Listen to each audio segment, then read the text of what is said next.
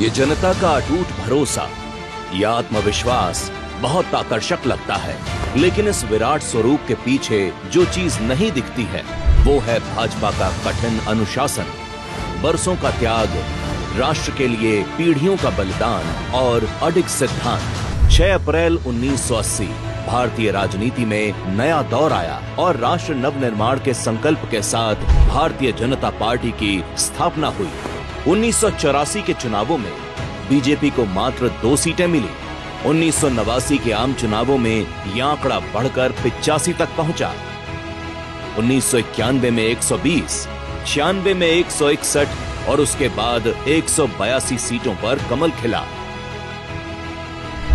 सालों के संघर्ष के बाद 1996 में 13 दिन, 1998 में 13 महीने और फिर 1999 से पूरे 5 साल भाजपा को मां भारती की सेवा करने का मौका मिला।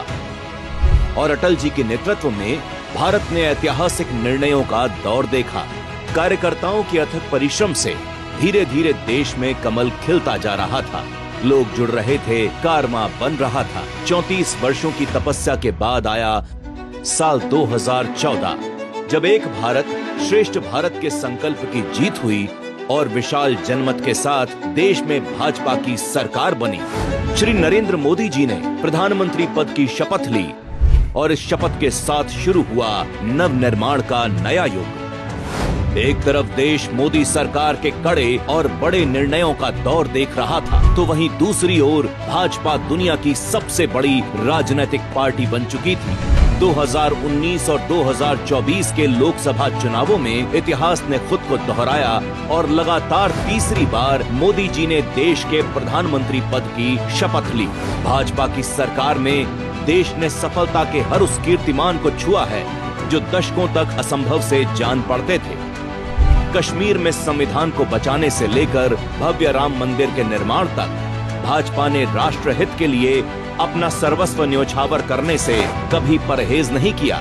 सत्ता में हो या विपक्ष में, भाजपा ने कभी भी राष्ट्र प्रथम के संकल्प से समझौता नहीं किया। भाजपा की इस दृढ़ता और सेवा भाव के कारण न सिर्फ दुनिया में भारत की ताकत बढ़ रही है, बल्कि देश के करोड़ों वंचितों के जीवन में भी प्रगति का नया अध्याय जुड़ रहा है। आज 140 करोड़ लोगों को ये भरोसा है कि 2047 तक भारत को विकसित राष्ट्र बनाने का बड़ा सपना भाजपा ही देख सकती है और इस लक्ष्य को पूरा करने का सामर्थ्य भी सिर्फ और सिर्फ भाजपा में ही है।